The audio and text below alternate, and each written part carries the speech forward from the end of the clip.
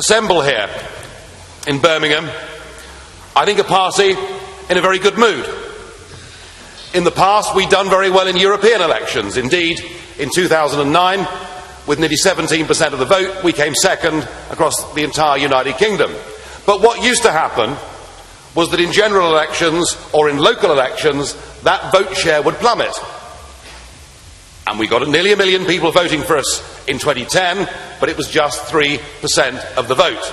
But something really rather radical has changed, because the opinion polls now have us on 9%. Some of them have us on 10%. One the other day had us on 12%. This is a very, very big change, and I congratulate all of you for making it happen.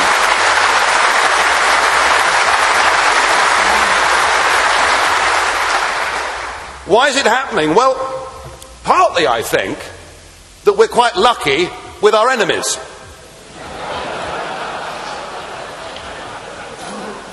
It could be Mr. Clegg and tuition fees.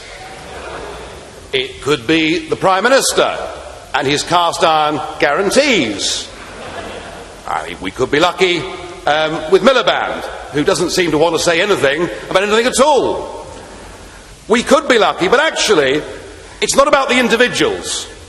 That isn't why people are turning to UKIP. People are turning to UKIP because they look at the three old parties, they look the same, they sound the same, and many of us now have the impression that this country is run by a bunch of college kids on work experience.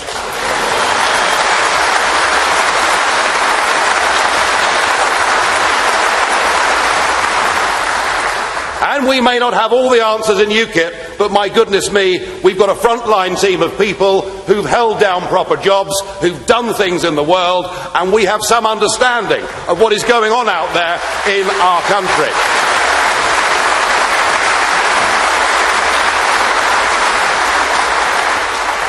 And we've got better at what we're doing. You know, I'd be the first to admit that in the 90s it was at times a bit shambolic. It was an amateur organisation, we didn't have any money, we had no experience, we're getting better at what we do. You know, we came second in that Barnsley by-election last year. We've got an excellent candidate in Margot Parker standing for us in Corby this year, with a really professional team behind her. We're fighting the PCC elections on November the 15th. There'll be a lot of UKIP candidates standing up and down the country, not just Stephen over there. And we'll fight that with a proper manifesto. You know, the Human Rights Act has frankly turned policing and our courts and our whole system of common law on its head. We want to have a full national debate about that.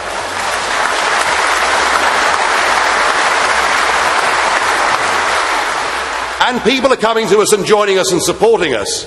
People support UKIP not just because of where we stand on the European Union. They support us because they see us now as the voice of opposition in British politics on a broad range of issues. That is why we're up in the polls.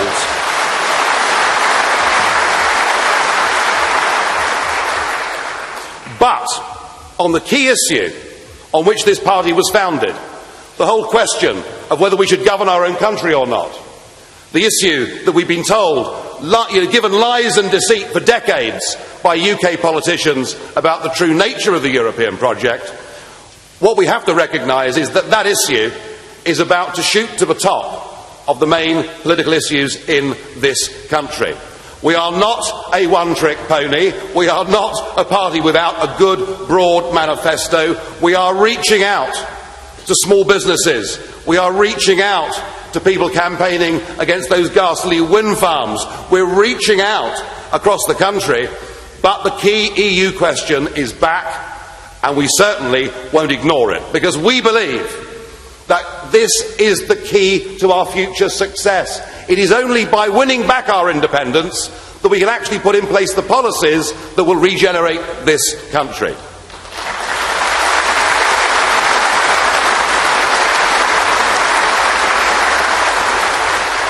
Well, I was in Strasbourg last week, where Mr. Barroso fired the opening shot. They're not hiding anymore. They're not pretending anymore. They've used the euro crisis to try and take yet more power for themselves. Mr Barroso, for the first time ever in all my years in the Parliament, used the F word. It's out of the bag. It is going to be a federal Europe. And he was joined within 48 hours by my very good friend, Herman Van Rompuy. And, well, they haven't fined me for a bit, have they? And now 11 foreign ministers have put out a report, and what we're seeing is a draft treaty. We're seeing a treaty that, by Barroso's own admission, will turn the EU into a global power. Mr Barroso is arguing for a stronger army. He's arguing for more overseas military intervention. They are designing the treaty in such a way that they intend for there never to be any more referendums on this EU question. They will, in the treaty, propose a European Union treasury and budgets to be set at a European level. And on the issue of democracy, Mr Barroso says we must transfer our national democracy to a model of European democracy, by which he guesses we must give up parliamentary democracy for all time to the unelected European Commission. And when it comes to those of us that take a slightly different view in the Parliament, he said that I was an extreme populist.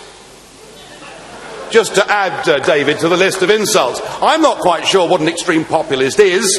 I didn't know Mr Barroso cared, you know. But he also said something very interesting.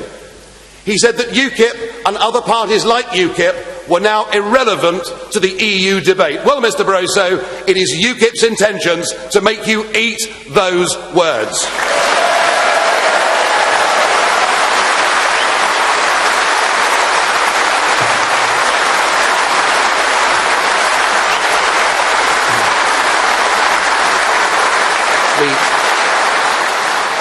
Because the truth is, we've been right on this question. We said from day one that the Eurozone could not and would not work. We've said since the party first came into existence that the European Union would turn itself into a militarised, undemocratic danger to global peace. We've predicted these things, and I think the British public, and indeed the public now over much of Europe, are beginning to see that we were right. And I think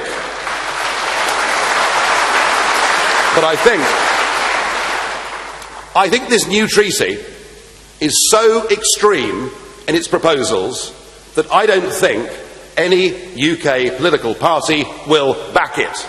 Even the Lib Dems, with their mad Europhilia, surely could not sign up to a treaty, say they supported a treaty that would condemn them to electoral oblivion.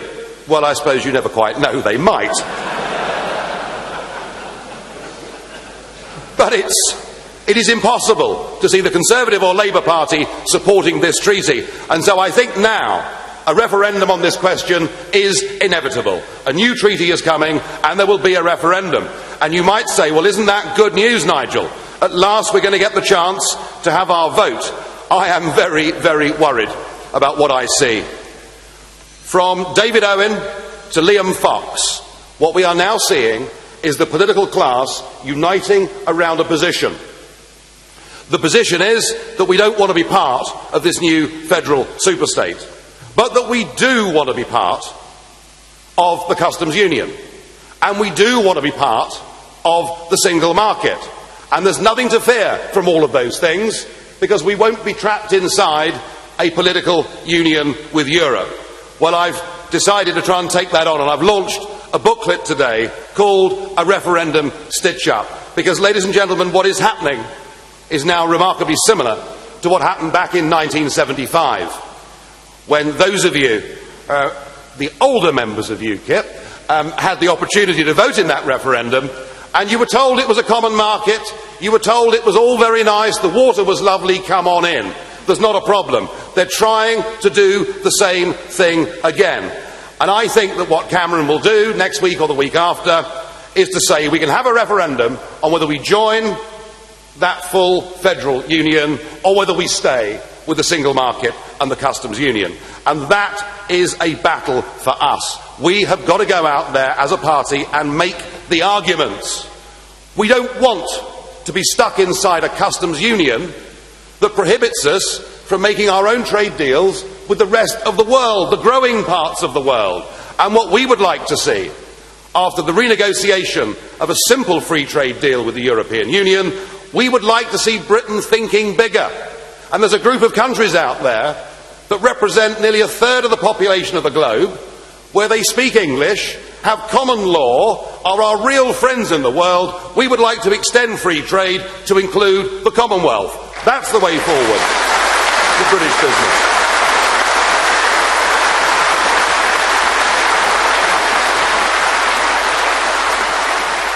And we've got to argue that keeping us in this innocuous-sounding single market means that our employment legislation will continue to come from Brussels, that our health and safety legislation will continue to come from Brussels, and that some of the crazier elements of environmental policy, which are driving manufacturing industry out of this country and sending it across to India, that would all remain. We've got to have that debate. We've got to take on the political class. What they're also saying is that we should continue to have an open-door immigration policy to the whole of Eastern Europe. And we must respond to that, because at a time when we have a 22% youth unemployment rate in Britain, it is completely irresponsible to have a total open door to the whole of Eastern Europe.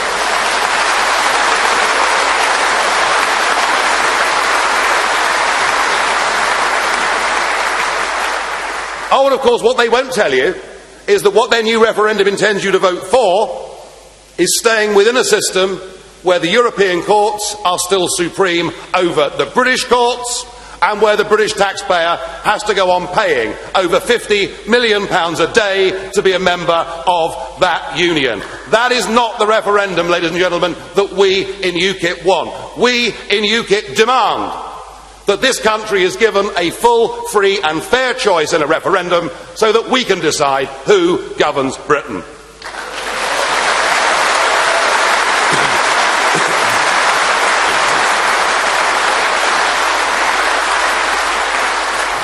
So we've got the fight of our life on our hands, and remember, the stronger that UKIP become, the more likely it is that we will get that referendum. Now, politics in the UK has changed a lot in the last few years, and we're living in coalition Britain, and everybody seems to be obsessed now with who will do a deal with whom. You might have noticed some speculation about this in the last 24 hours. And I want and I need to set out very clearly before this conference and before this party where we are with this, because one or two of the press reports, frankly, are wrong. We are a full political party with a completely different and more positive manifesto than the other parties in this country. We are fighting the police elections, the by-elections, the county council elections next year, the European elections and general elections. We are in business and we're here to stay. So please make no mistake about that. But if an opportunity came which meant that we could get this country closer to walking through a door marked UK independence, if we had the opportunity to do something that was in our national interest, we would be silly not at least to consider it. But is that going to happen?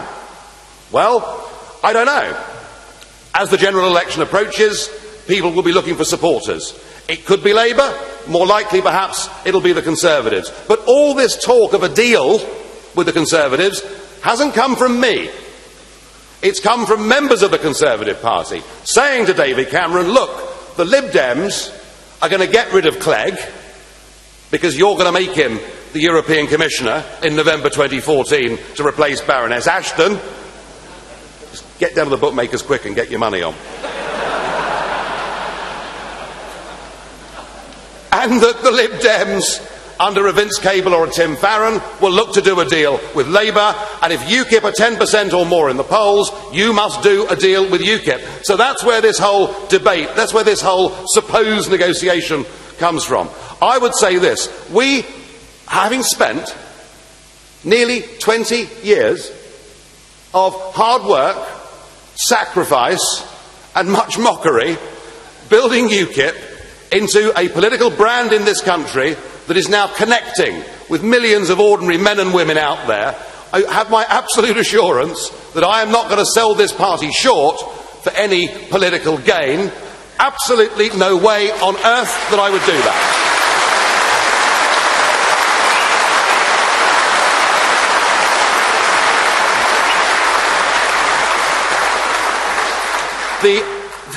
The only way we would even consider a negotiation of any kind at all would be if first an absolute promise was made to give this country a full, free and fair referendum so that we could decide whether we remain members of the EU or not. That would have to be on the table before we even considered any proposal, and we would possibly have a problem even then.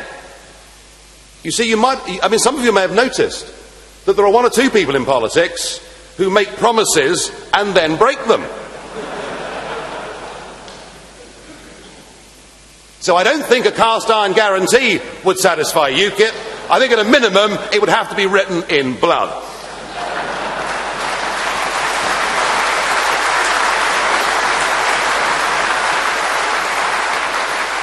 So I hope that sets out absolutely clearly where we are. My job here with you this weekend at conference is to say to you, don't be distracted by such press reports. Let's focus, let's concentrate on what we are doing well. And every week I see the by-elections happening at district and county council level. I see the improvement that is happening within this party. You are the most incredibly enthusiastic army. You are achieving great, great things for this party. I'm very proud of what we've achieved in the space of the last 2 years, and I know the national commentators will say, well, you haven't quite yet made the big breakthrough in local government politics. Well, that is true, but we can see from Ramsey and other areas like that we've got the potential to do this, and we are going to drive on to those county council elections next year. We are going to fight an unprecedented number of seats for this party. We are going to start making some significant breakthroughs in local government politics,